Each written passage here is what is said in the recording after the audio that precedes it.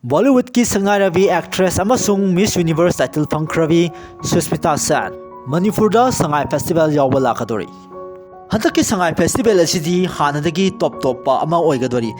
Masidachu Manipuri sarkarna angamba thakta fajanaba kanna honaduna semgat sagali. Mapalonggi miyojingnasu hena pamba amasung pukning hena sanglangli. Festival asina Manipur da leiriba tourism spots kaya amasung uthopaga loinana tourist singna pukning hena sangchinba ngamgadoribani. Masidachu natana Manipurgi hanadagi lereklaba traditional sports, music, cultures, handloom, handicraft kaya amasung hawalagiba youth singda mayak sengna uthoknabagi khudongchaba amasu piri. Event sports singi marakta khara palabada Kangla, Moirang, City Conventions, Polo Ground asina singba kaya ani. Masida Moirang hairiba mafam asi Manipurgi puwariga sagonariba khamba thobigi horafamni.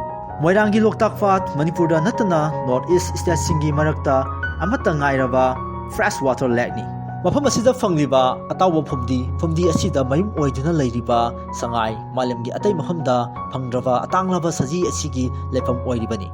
Mafam asida Sangai Festival gi part ama oina pangthorakpa haibasi yamna phajaba ama oigani. Marjing chingda nongna sagalagriba 120 feet wangba polo statue miyamda uhanduna visitor kaya ki puning chingsingadori. Susmita Sen India gi ahanba Miss Universe title phangkhrabi sakngairabi Bollywood industry gi artist amani.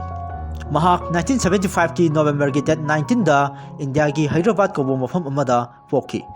Housing mahak sahi 46 mapung phare. Teklingaida tomboy ama oina horakhibi Susmita mahak na sahi 53 surakpa matamda modeling gi lamda khongdakhi.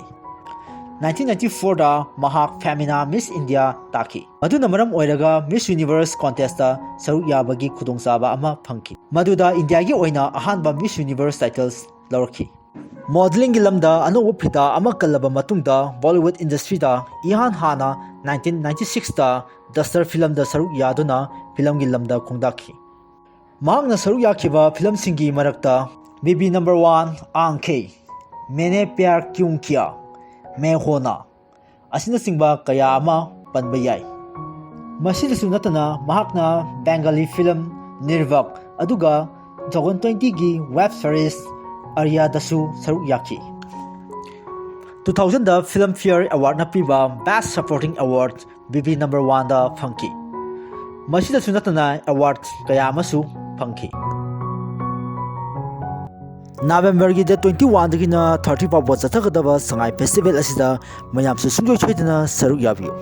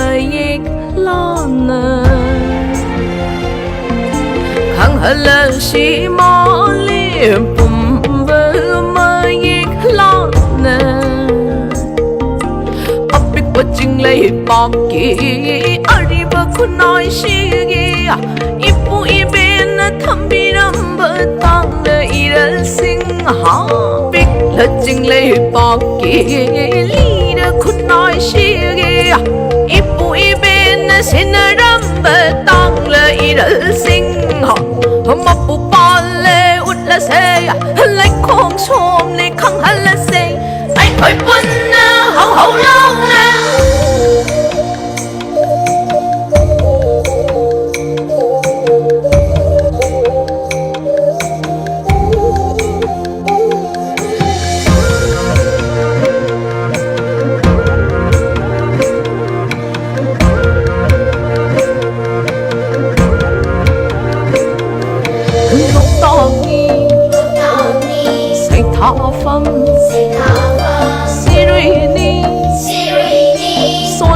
phẩm sang ai ni tang leva nong il ni nong shiva nong tang ni say thao phẩm say rui ni son phẩm sang ai ni tang leva nong il ni nong shiva sắc quân đã căng dây đã thang đã ta đã thở đã ra ra đã khóc su yết suจะกุยเสียเกอมเอาสาลอนสาอีโรลต์อีเกตลำยาวลำดำนี่ลำยาวลำดำนี่วันตะวันตะวิเลกุเนียยาวดูระเสียยิงดูระเสียสาดูระเสียอุดดูระเสียลีดูระเสียสักดูระเสียไอ้เฮ้ยปุ่นนะเอาเล่านะสังไงกุมให้สังไงกุมให้